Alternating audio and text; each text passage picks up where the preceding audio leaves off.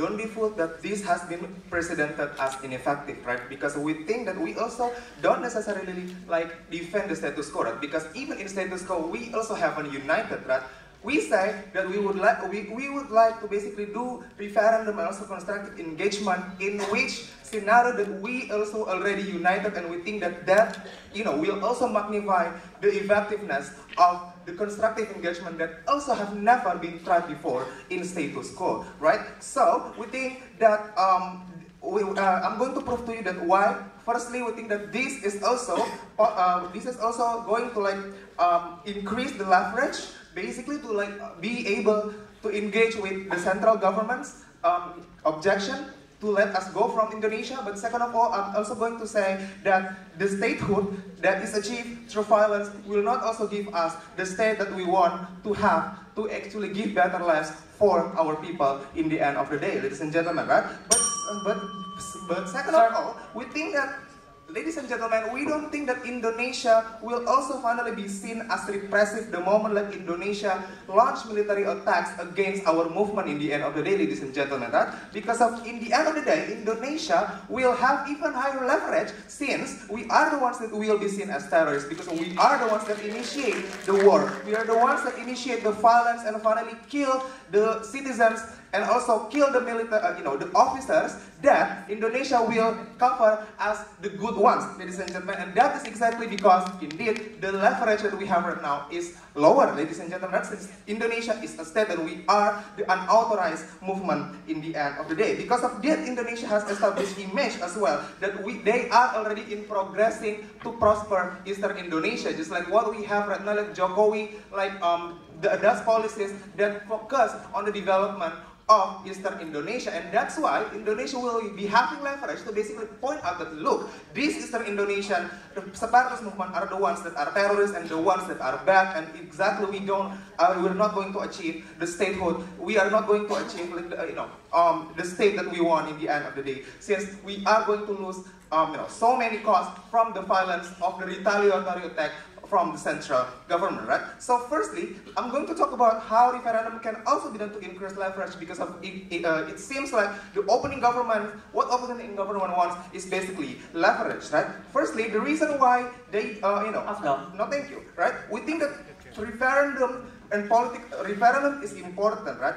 To show that citizens also don't like to stay, and we think that this is exactly what we need to show to the central government, because the reason why this notion of our demand in separation don't go to parliament and also discussion, because of Indonesia always call our movements as not representing the majority of Eastern Indonesia's needs, that we are the minority that want to secede from Indonesia. We are called the terrorists, ladies and gentlemen. That's why we think that referendum is worth to try, because at least this referendum will also show the demands from the Eastern Indonesia to secede, but the comparative is that it is less cost of lives, and we need to basically, they need to justify why this cost is basically justified. We are going to lose the lives of the lives of the citizens. We are going to lose the military, the soldiers, all of the important figures that we have right now, possibly, ladies and gentlemen, right? And we think that the result of the referendum is exactly going to capitalize our constructive engagement, our effort in diplomacy, ladies and gentlemen. Because firstly, we think that Indonesia will also think that it is costly to still hold us back if we really want to secede, given that the majority wants to secede, right? It is basically wasting to still keep on providing services and helping them who meanwhile they don't want to use our help in the end of the day. They don't want to use our infrastructures and we build, etc. That's why, in the end of the day, the voice of the mass will also be the bargaining position that we need to create discussion within the parliament, and also finally be able to let us joining in this MSG, for example, or creating statehood. That's why we think that it's going to be more strategic, ladies and gentlemen, right? But second of all, I'm going to talk about the statehood through violence, right? Because we think that this is what they defend: statehood through massive massacre over the citizens of Indonesia, and finally making Indonesia feeling that it is basically losing a lot.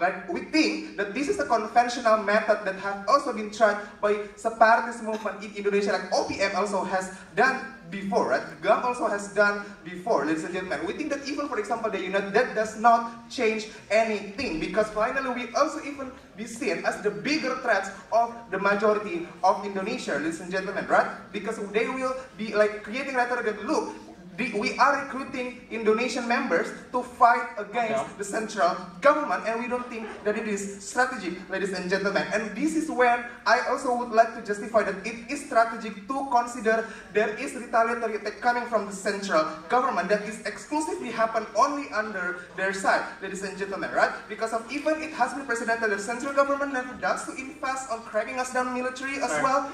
It may, the violence may also cost Indonesian citizens, right? We agree on that because of like you may like be killing the officers, for example, the citizens in the end of the day. But we think that this is exactly what we are talking about. That because we are the one that's starting the violence, then the central government is going to be sadly having more advantage on like being official entity, for example, to like also get the foreign help, for example, like the foreign troops, for example, to also like shut our movement down, ladies and gentlemen. And this is exactly why the cost is way too big for us as the movements that have just started to create statehood, ladies and gentlemen. What we will lose is that the human resources that you need to build the states, for example, ladies and gentlemen, right? Because there are so many people that need to be killed. Maybe that important figures such as the ministry that you have will also be killed in the hostilities, ladies and gentlemen. And we think that this is not exactly what we expect from the statehood that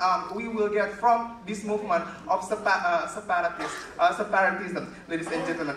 And that's why we have proven to you that basically we think that this is indeed a new proposal coming from us, that we have never tried it before. How we are going to we are also going to cooperate with the Eastern politicians, for example, that will also inform the people that, look, this is exactly the benefit that we have, that we will get from seceding from Indonesia. And that is the moment that if that is successful, for example, and these individuals, these citizens on Papua and Sulawesi will also be informed and capitalizing our movement. And it is basically gambling under ourselves, because if you are merely forcing them without their joining consent to join our movement to fight against Indonesia. And we think that this is not what we want as separatist movement that also aspire to create better lives and also comfort for our people. So vote for us.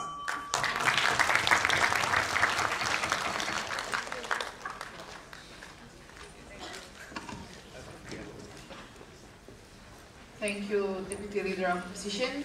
Now, to start the closing half of the debate, I'd like to welcome the Member of Government, Gabriel.